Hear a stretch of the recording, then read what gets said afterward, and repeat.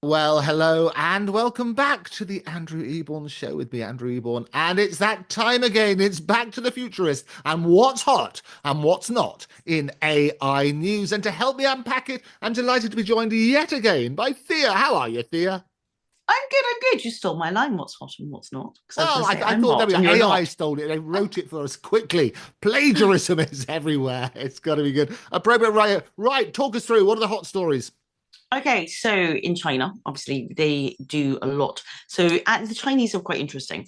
They have been apparently training their LLMs to be even more repressive. So there was a data set found, and you could see where people had asked questions and reported things like apparently in Chinese villages. There's a lot of them just got older people left. There's no young people in them. There's some areas of quite high extreme poverty, and all of this sort of information is being removed from the LLMs, and the responses as well are being removed. So it was quite interesting to see how they may be using AI to control the population and to control the narrative even more. And obviously, they are an authoritarian state where, even talking about the passing over of power is a kind of no-no. But does this, it opens questions, is this going to be something that we see across the board? I myself, I have a political journal, I have AI Spy magazine, I do all like positive referenced publishing. That's my Yes. my ministry, as it were. So people have a safe space to actually read about facts about particular topics. And a couple of months ago, I was able to put in to ChatGPT that I wanted an image similar to Rachel Reeves. And it popped one out. It was really amazing with her and her budget, right? Did the same thing again. The faces now look nothing like it. They don't actually look like human faces anymore when you put in anything to do with politicians, which I found quite interesting. It is interesting, and it's trying to unpack why that happens. And you mentioned China, and we talked about DeepSeek, and everyone was saying how Mm, brilliant it was because it didn't cost as much as the other ones, and they managed to turn mm. it around very, very quickly. But you tap in, tell me about Tiananmen Square, and you Yeah. get a response like, "Well, I can't really tell you about any of that." And the other reason thing to not use DeepSeek as a British person is that whenever you are using an LLM, so even if you look at ChatGPT, if you're using the free one, you're basically giving away your right for them to use anything that you put into it as a training model. Now, when you do the paid one, you can tick a box and make sure that the questions you're asking or the information you're putting in isn't used as part of the training model. DeepSeek, you're basically training somebody who could be an adversary of ours in the future. And I would think very carefully about doing that because it's your children or yourself who's going to have to go boots on the ground in war. There's only so much drones and AI can do. And even if you're not boots on the ground, it would be this country that would get damaged. There's a good chance, I don't remember the Blitz, but my mum lived through it and stuff like that never leaves you. So I would think very, very carefully about that. But AI driven censorship, it does appear to be evolving. And I find that very sad. I have to Oh, be it honest. is, and we say, I mean, I often emphasize to people that if you don't pay for a product, then you are that product, and Yeah. data is absolutely the new currency. So be careful Mm. what you sign up to. Yeah, Dan Steinberg actually, he wrote a book called Uncensored, and it was about frontier tech. And this inspired me to start my magazine AI Spy because I wanted to talk about entrepreneurship, investors, AI, and give it a real kind of real space for like honest truth and what's going out there, what the good developments are. But he in his book, he's a massive book like this, he had to get edited down. Now he's going off to make a book on data because he thinks it's such a big thing, and he's been doing that for a while. And of course, it's moving all so quickly that you kind of got to do constant updates. But I think anybody who wants to know about big data, fortunately, he does put his stuff on Audible, so you can listen to it. The unscripted book was phenomenal, and it was the one that really did explain to me how two people and a third one that knows how to use AI could run a company that could compete with Booking.com, for instance, which is a big global company these days. But where I was going with this AI thing is that in China, we have, over here, we've got a thing called Quora, Yeah. Quora. Well, in China, they have their one called Zhihu, which is Zhihu. And it's meant to be, questions asked by humans, answered by humans.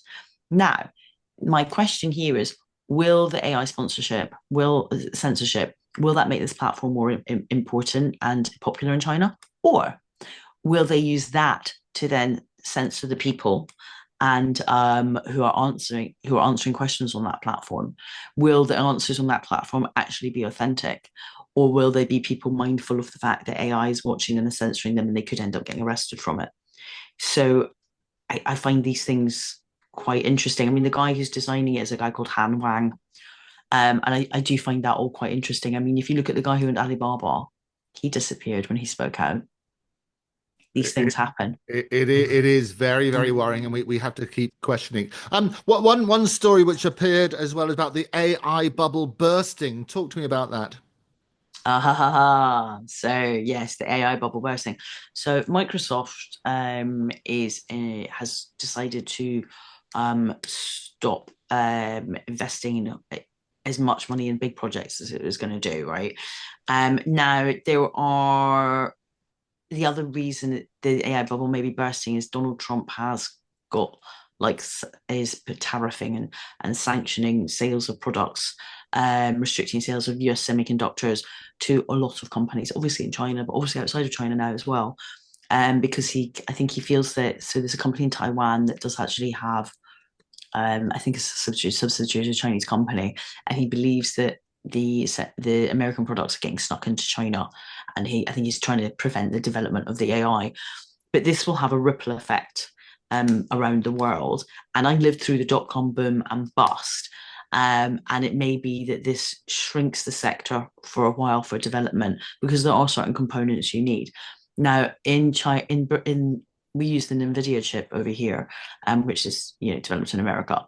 But China, it looks like has developed their own quantum style chip.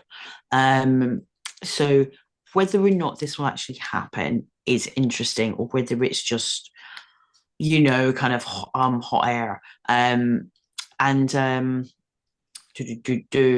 So there's also the thing that the Chinese chip makers are being prevented from selling their chips. I think in America as well, he's restricted that too.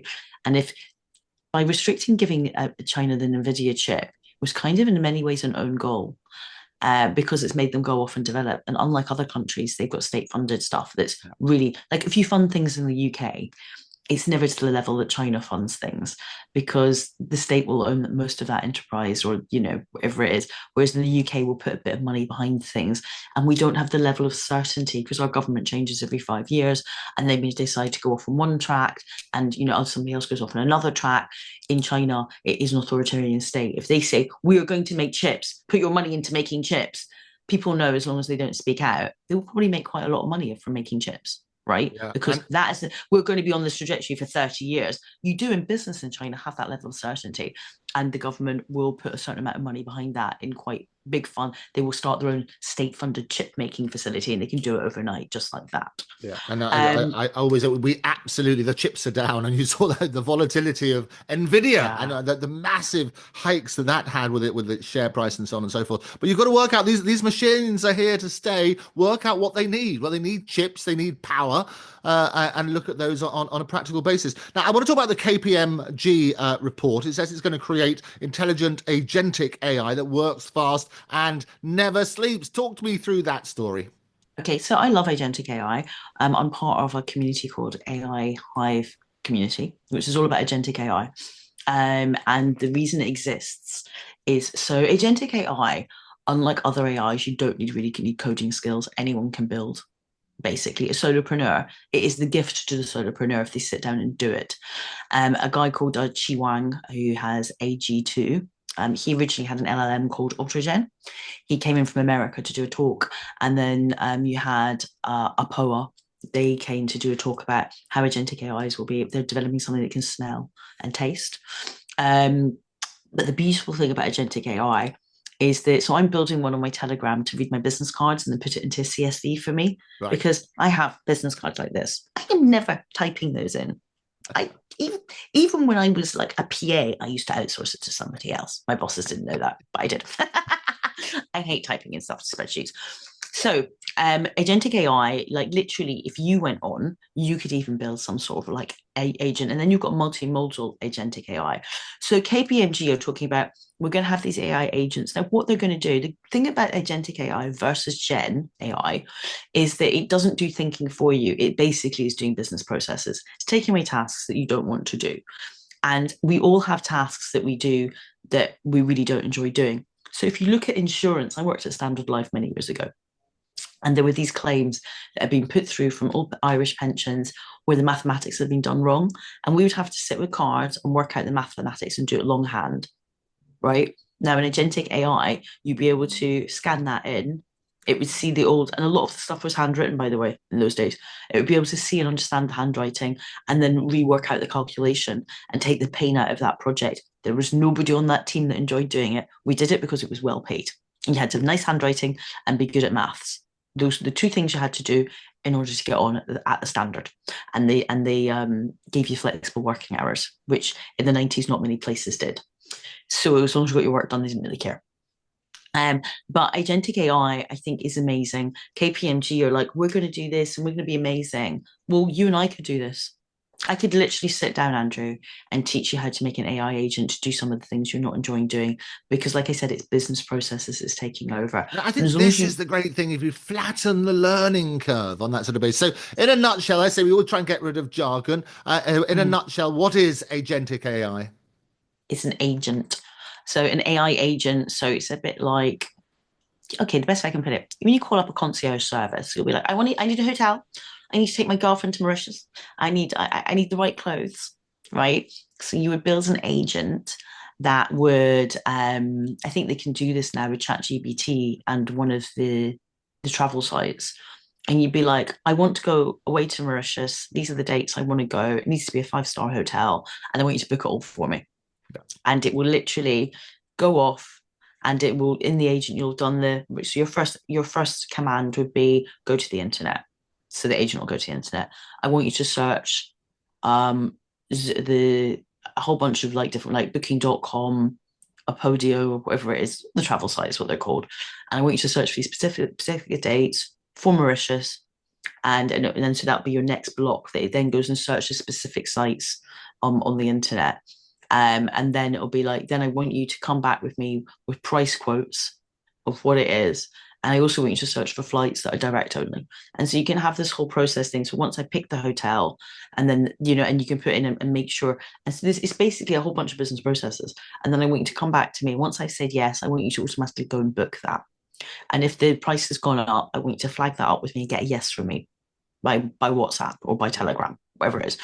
And it is that simple. And these are building blocks that you just pop in place. I mean, with Python, for instance, code, there are agents now where you can get your Python code written for you. You don't need to be a coder. And you can even put in, say, to ChatGPT, so actually the code one I'm giving you, the code one you'd want to use is Claude. Different AI LLMs are good at different things. Claude, king of coding.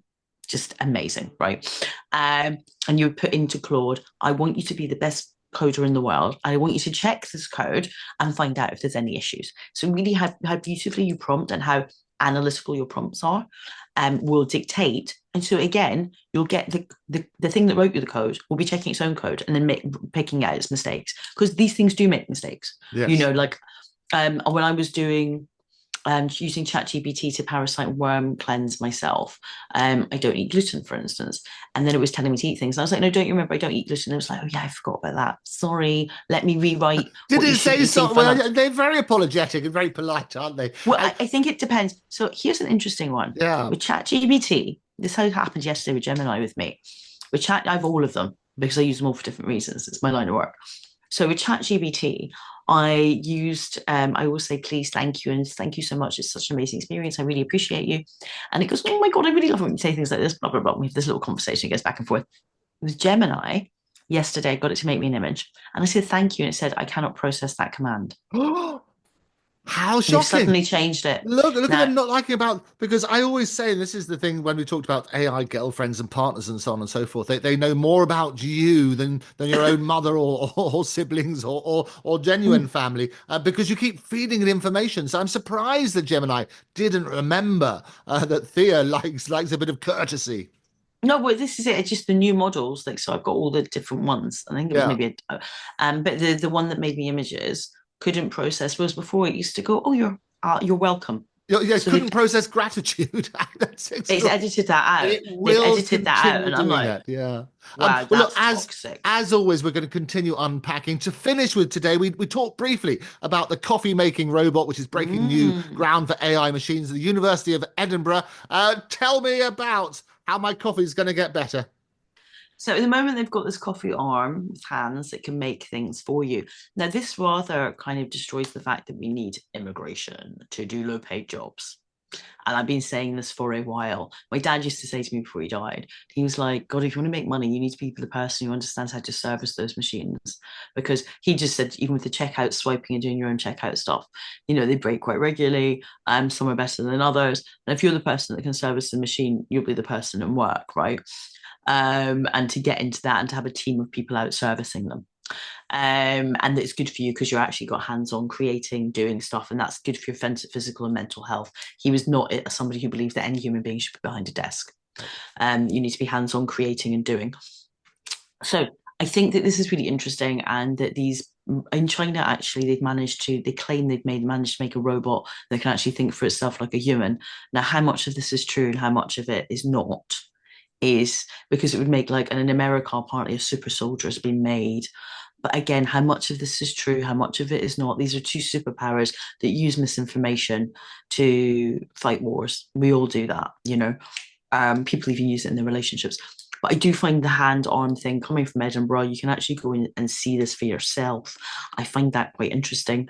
And I do think that these jobs whereby we do rather than move people around the UK who would work minimum wage jobs that are making tea and coffee, we have people in from the other side of the world.